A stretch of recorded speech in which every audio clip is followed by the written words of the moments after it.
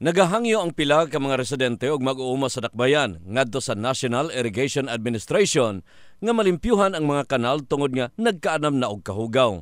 Partikular nga ginahangyo ang paghinlo sa kanal niini nga nahimutang sa Connell Road.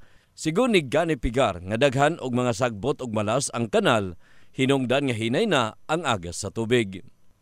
Kasi ngayon tag-ulan, baka pwedeng manawagan tayo sa NIA na kung maaari, yung mga kanal kasi natin medyo bumabaw na dahil maraming balas. So baka pwedeng makiusap tayo sa NIA na kung meron silang libreng makinarya, baka pwedeng malinisan natin yung mga kanal para nasa ganun dire-diretso ang daloy ng tubig. Sa bahin sa NEA Jensen gipamahayag sa pamunuan niini nga nagapadayon ang ilang mga ginapahigayon nga deselting o galing kay ginakulang sila og equipment. Sigon ni Sari Sardinia nga ginahangyo na lang niini ang publiko nga dili himoong basurahan ang mga kanal tungod sa dakong kadaot nga imugna niini sa ubos nga bahin. Dugang pa sa nisgutan nga kasagaran sa mga lugar nga barado ang kanal maoy hinungdan sa mga pagbaha. Barangay, City Health,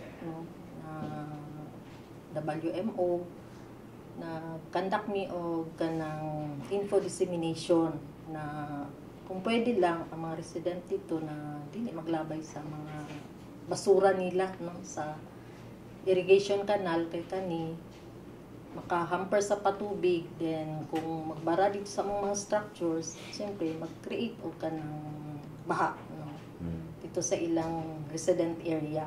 So mao gini ang problema na kung pwede lang na kung baga basura mo, linis mo. Gipasabot pa ni Sardinia nga ugaling magpunay sa paglabay og basura ang mga residente sa kanal, mahimong mga residente gihapon ang mag-antos tungod sa pagbaha.